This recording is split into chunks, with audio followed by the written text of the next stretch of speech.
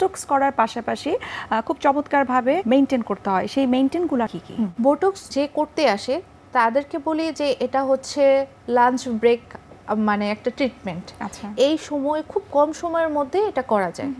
এটাতে minimally pain feel হতে পারে, জাস্ট ইনসুলিন সিরিঞ্জ দিয়ে আমরা দিই, তো অত বেশি পেইন ফিল হয় না। তো পেশেন্টকে আমরা পরবর্তীতে বলে দেই, যখন আপনি বোটক্স করবেন আপার ফেসে বা ফোরহেডে, তখন কিন্তু সে চাইলেই 6 ঘন্টা মাথা নিচু করতে পারবে না, হ্যাঁ, বা উপর হয়ে শুতে পারবে না, বা মানে দেখা যায় কি মাথা নিচু করে থাকলে তখন তার পরবর্তীতে এই বোটক্সটা মাইগ্রেট হয়ে এটা আপার আইলিডে চলে আসে। আপার আইলিডে চলে আসলে তখন কিন্তু আইলিড ড্রুপিং হয় বা এই মাসেলটা পড়ে যায়, তখন ইনঅ্যাক্টিভ বা প্যারালাইসিস হয়ে গেলে 7 মাস টানা এটা এরকমই থাকে।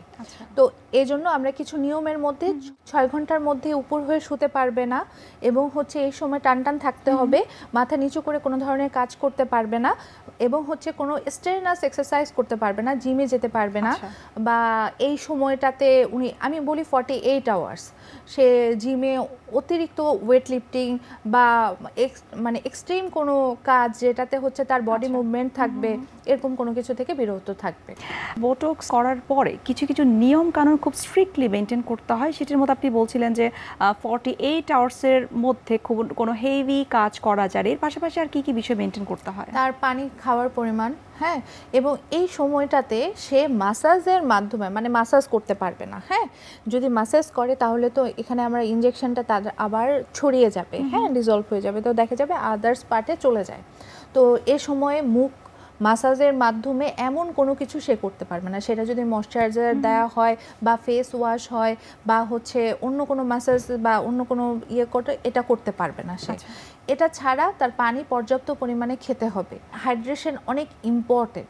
এবং লং টাইম যদি বলেন যে আর কি কি করতে পারবে না, তখন তাদের ক্ষেত্রে বলতে হবে যে আপনি খাওয়া দাওয়া পর্যাপ্ত পরিমাণে, মানে ব্যালেন্স ডায়েট মেনটেন করতে হবে, আপনার হাইড্রেট থাকতে হবে, প্লাস সানস্ক্রিন ব্যবহার করতে হবে, এবং এটা না মাসেল মুভমেন্ট বেশি করলেও কিন্তু চলে আসে, হ্যাঁ। তো হচ্ছে একটা আমরা ওই জায়গাটাতে ট্রিটমেন্ট করার পরে যদি দেখা যায় ওই জায়গাটা বারবার নাড়ানোর চেষ্টা করা বা নাড়াতে হয়, তখনও কিন্তু আস্তে আস্তে আস্তে খুব তাড়াতাড়ি চলে আসে ভাঁজটা, তো ইফেক্টটা কমে যায়।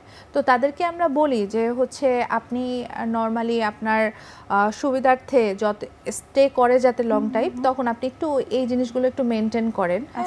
আবার অনেকে এই বোটক্স কিন্তু অনেকে গামি স্মাইল যাদের, হ্যাঁ, তাদের ক্ষেত্রেও কিন্তু করা হয়।